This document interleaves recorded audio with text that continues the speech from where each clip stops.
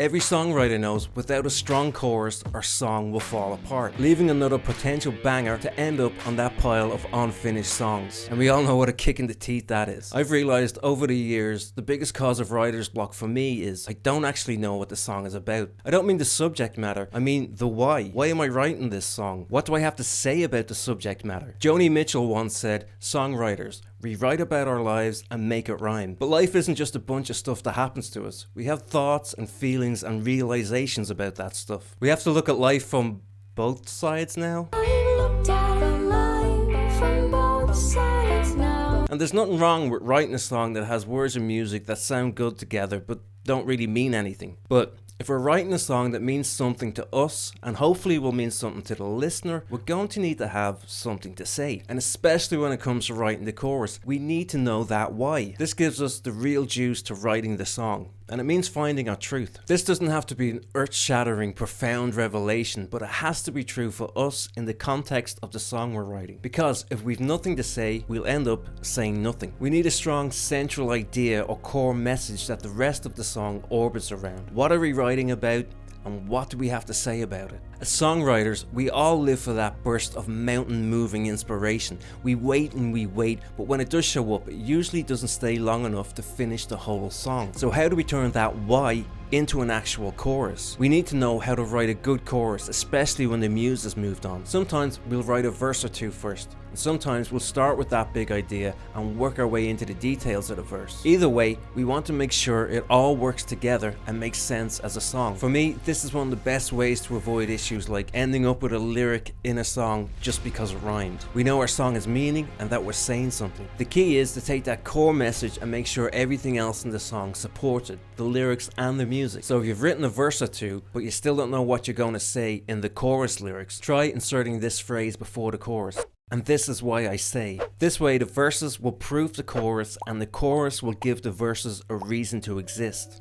And even if you don't have any lyrics for the chorus yet, you can still write what you want the chorus to say. Then we just need to figure out a better way of saying it. Don't use words, use pictures and actions. Sum up that emotional essence and make it visual. Then we use this as our song title and create a title phrase that clarifies that central idea. And when we're creating that title phrase, it doesn't hurt to make it easy for an audience to sing along to. Try using the universal pronouns or make it tense neutral. So maybe that title phrase will end up being the whole chorus, like in Leonard Cohen's Hallelujah or the Arctic Monkeys When the Sun Goes Down. Or maybe we'll need to create another line, something that contrasts and supports the title phrase. These are called swing lines, like in Free Falling. Or maybe the title phrase will act more like a punchline, like in Are You Mine?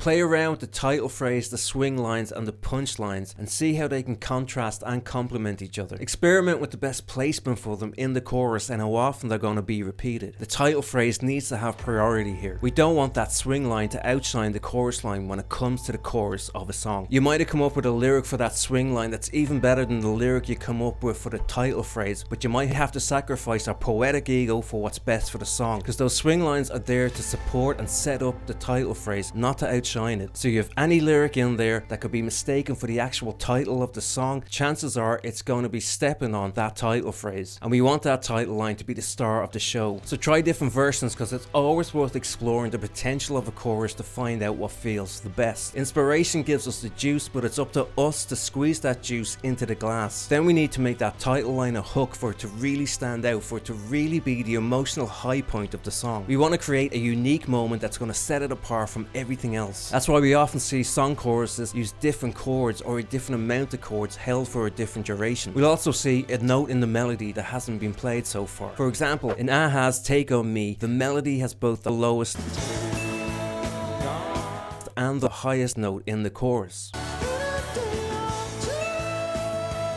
Or try playing it with a different rhythm. Again, you can hear this in the chorus of Take On Me.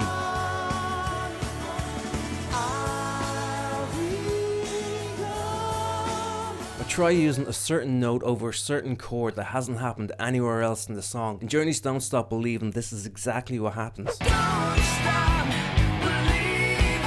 In Are You Mine by the Arctic Monkeys, it uses a high F sharp in the chorus that doesn't happen anywhere else. And it uses a C note over an F sharp chord in the title line.